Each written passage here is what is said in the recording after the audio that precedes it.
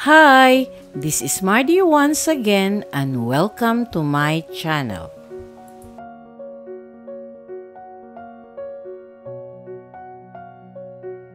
Hello mga kaistorya! Welcome back to At Home with Mardy, your home for Pinoy music stories that inspire. Today, we're diving into the life and legacy of one of the legends of original Filipino music, the one and only Rey Valera. He's the brilliant mind behind timeless hits like Mr. DJ, Maging Sino Ka Man, and Kung Tayo'y Magkakalayo.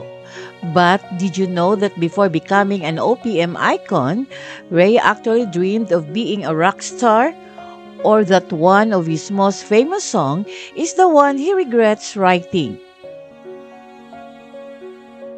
So stick around because we're uncovering 7 reasons why Rey Valera will always be the king of OPM that will make you appreciate Filipino music even more.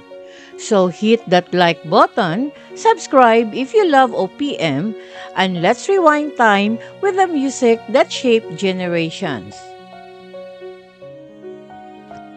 If you are new to my YouTube channel, please don't forget to like, comment, and subscribe. At para updated kayo sa mga susunod kong videos, please click the bell notification below. At sana po, don't skip the ads and please watch until the end of my video. So here are 7 reasons why Rey Valera will always be the king of OPM. Number 1, Rey Valera's hometown and birth date.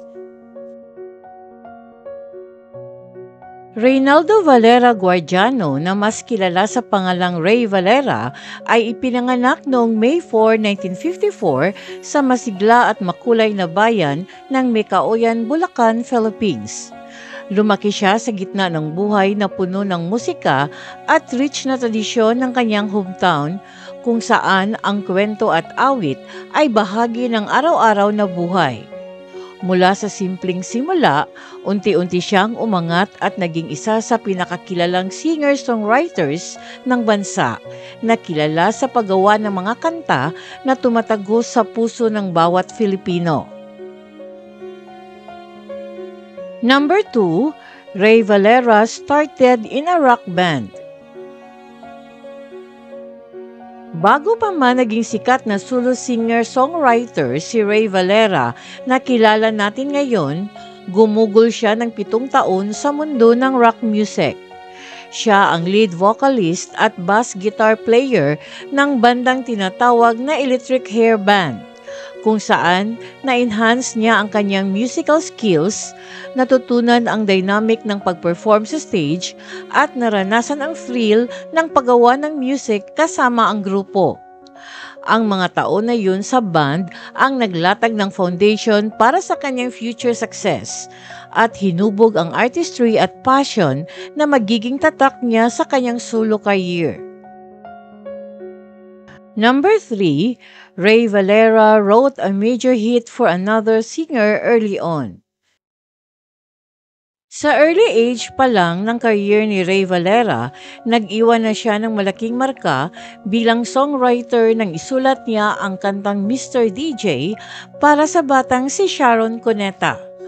Ang kanta ay naging hit at malaking tulong sa paglulunsad ng career ni Sharon, na halos overnight ay naging rising star. Kasabay nito, naipasok din si Rey sa spotlight bilang isang talented na songwriter, nakakuha ng recognition at nabuksan ang maraming opportunities para sa mga iconic na kanta na kanyang lilikhain sa mga susunod na taon.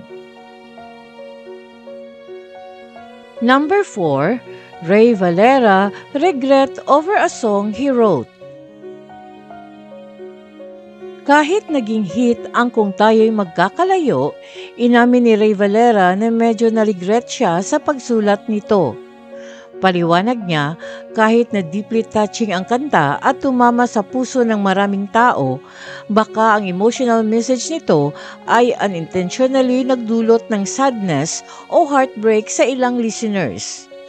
Para kay Ray, paalala ito kung gaano kalakas ang impact ng isang kanta at minsan sa paraan na hindi inaasahan ng songwriter. Number 5, Ray Valera is a multi-instrumentalist and film scorer. Bukod sa pagiging sikat na singer at songwriter, tunay na multi-instrumentalist si Ray Valera. Mahusay niyang tinutugtog ang gitara, bass guitar at keyboards na nagbibigay ng versatility sa bawat performance niya. Umabot din ang talento niya sa mundo ng pelikula, kung saan nagsulat siya ng music scores para sa iba't ibang klase ng movies, mula sa high-octane action films hanggang sa R18 productions. Ipinakita ng aspect ng career na ito, hindi lang ang musical talent niya, kundi pati ang kakayahan niyang lumikha ng mood at kwento sa pamamagitan ng musika, na patunay na ang artistry niya ay lampas sa entablado. Number 6, Lifetime Achievement and Enduring Influence. Malaki at pangmatagalan ang impact ni Ray Valera sa Philippine music. Bilang pagkilala sa kanyang kahangahangang kontribusyon sa OPM, pinarangalan siya ng Lifetime Achievement Award sa 18th Awit Awards, kung saan natanggap niya ang prestiyosong dangal ng musikang Pilipino. Ang parangal na ito ay hindi lang nag-celebrate sa kanyang impressive na body of work, kundi pati na rin sa enduring influence niya sa maraming henerasyon ng Filipino musicians at music lovers, na nagpatibay sa kanyang status bilang isang tunay na icon sa industriya. And number 7, Ray Valera is humble, grounded attitude, and alternate dreams. Kahit sobrang sikat at celebrated ang career ni Ray Valera, nanatili siyang grounded at humble. Sa isang candid interview, nag-joke siya, "I'm not classic guwapo, survivor lang," na nagpapakita ng kanyang down-to-earth na personality. Bukod sa spotlight, ibinahagi rin niya ang isang tahimik na pangarap na balang araw ay magretiro at mamuhay ng simple sa pagtatanim ng kasava o kamuting kahoy sa tahimik at magandang tanawin ng Mindoro. Ipinakita nito ang tunay na Ray Valera, isang taong pinapalagahan ang simplicity kasabay ng tagumpay. There you have it, OPM fans. 7 reasons why Ray Valera will always be the king of OPM. But now we want to hear from you. What's your favorite Ray Valera song, and why do you think he deserves the crown? Drop your thoughts in the comments below.